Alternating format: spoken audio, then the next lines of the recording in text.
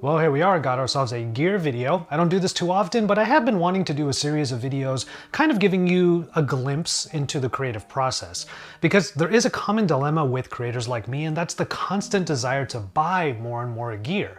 If you want to achieve a certain look in a video, then you find the tool on Amazon or on B&H and then make it happen. But for anyone in the video world, there is one word that is simultaneously aspirational and nebulous: anamorphic. Now, I'm not going to go into too much detail regarding the history of the anamorphic lens. In a nutshell, anamorphic film squished video frames onto the actual physical film so that there was enough room to put an audio track on the side. Then the projectors that were used to process the film would pull double duty. One, to blast the audio that was there on the film, but also to de-squeeze the video frame into something that looks a little bit like this. It was a genius move that also gave way to a certain look in video content that, let's be honest, we all kind of enjoy to this day. Here's the problem though. Anamorphic lenses that help achieve that look by squeezing what a camera sensor sees are incredibly expensive. That's why it was a big deal when SIRUI, or SIRUA, I'm not too sure. We're gonna go with SIRUI for this video. It's a company with a catalog of camera gear that includes tripods, monopods, smartphone lenses, and more. They decided to create an affordable anamorphic lens. Now, I had to jump on it just to see if it would really change my content. And after filming a couple of videos using this new lens and messing around with the workflow, I've come to this conclusion.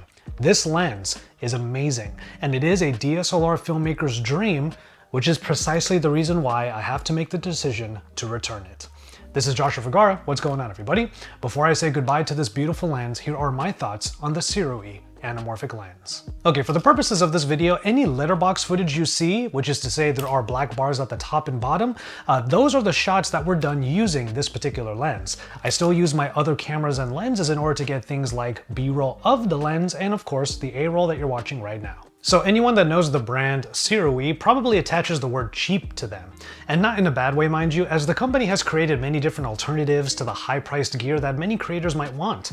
Now, this lens is no different. For about $700, the first impression of the build quality for this is really high. It has metal all around with a smooth focus ring and a clickless aperture wheel. Now, the aperture wheel might be a bit too close to the side that attaches to my GH5 in my case, but it wasn't that big of a deal, and to be honest, I shot wide open in most cases anyway. And at f1.8 aperture, the lens can certainly handle some lower light situations. Now, the whole idea of anamorphic is obvious once you look down the barrel of the lens. It shows the unique shape of the glass elements. This ovular shape is what squeezes what the sensor sees, which then has to be interpreted differently by your video editing software. The result is about a 1.3 times increase in the width of your frame, which is why you might see extra wide video or letterboxing in videos depending on how you render out the footage. That's one of the reasons why this lens was so exciting for Panasonic GH5 users like myself. You can see here in the settings how the camera can be used to interpret the anamorphic lenses so that you can do your proper framing. One thing to keep in mind, however, is that this lens is not made for that traditional 4x3 squeeze. Instead, it's supposed to be used with an existing 16:9 format that you would already have set up in your settings. Basically, don't turn on the traditional anamorphic setting in the camera, just turn on the setting that de-squeezes the footage so that everything doesn't look so weird. And then when you're getting into a video editor, you can set the footage to be interpreted accordingly. I use DaVinci Resolve these days, and it's just a matter of going into the clip attributes and having the software interpret those clips as 1.33 times anamorphic shots. It's really significant that both my camera and my editing software had these settings at the ready, which meant that the learning curve to using this lens wasn't quite so steep. But then shooting with the lens is a bit of a different story, mainly because of the 50mm focal length, which translates to 100mm because of the micro four thirds crop factor. This is a long lens, which to a smartphone or tech reviewer like myself means that even for objects that are usually as big as my hand, I had to get pretty far back to fit it in frame. I definitely wouldn't be using it for any A-roll like you're seeing right now. I'm using a 15mm lens right now, and if I put this on the camera, you'd probably get as close as like my nose if I didn't move. And even then, I'd have to use the entire length of my bedroom to even get my neck to appear in frame, much less any objects that might be right here on my desk. Now, to be fair, a far lens is really useful in composition because you get better background compression and thus it makes the subject stand out. But then there comes another issue, and that's minimum focusing distance. If you're trying to get close to the details of any given subject, it's just not going to happen. For example, in a phone review, there's just no getting close to the notches or to the ports on the phone. So those are kind of the disadvantages of this particular lens if you're looking for a very easy and efficient workflow. But those disadvantages are greatly outweighed by how dope the footage looks when you get it right.